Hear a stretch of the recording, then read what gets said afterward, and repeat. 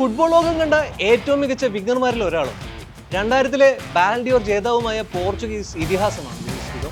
Portuguese ഫുട്ബോളിന്റെ സുവർണ്ണ കാലഘട്ടമെന്ന് വിശേഷിപ്പിക്കപ്പെട്ട 2006-ൽ ഫിഗോയ്ക്ക് കീഴിൽ പോർച്ചുഗൽ 4ാം സ്ഥാനക്കാരായിരുന്നു. അന്നാണ് ക്രിസ്ത്യാനോ റൊണാൾഡോ ആദ്യമായി പറങ്കിപ്പടയുടെ ലോകകപ്പ് ടീമിൽ ഇടം നേടിയത്. 2002 മുതൽ തുടർച്ചയായി 7 പതിപ്പുകളിൽ യോഗ്യത നേടിയ പോർച്ചുഗൽ പിന്നിട്ട 7 പതിറ്റാണ്ടിനിടയിൽ ആകെ 9 വേൾഡ് കപ്പിൽ കളിക്കാനാണ് യോഗ്യത നേടിയിട്ടുള്ളത്.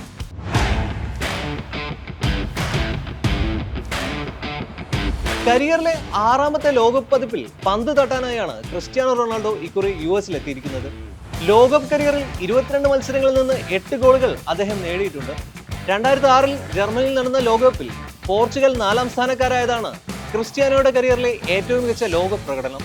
എന്നാൽ ഗോളുകളുടെ എണ്ണമെടുത്താൽ 2018-ലെ റഷ്യൻ ലോകകപ്പിൽ സ്പെയിനെതിരെ ഒരു ഹാട്രിക് അടക്കം 4 ഗോളുകൾ നേടിയതാണ് ലോകകപ്പിലെ മികച്ച പ്രകടനം.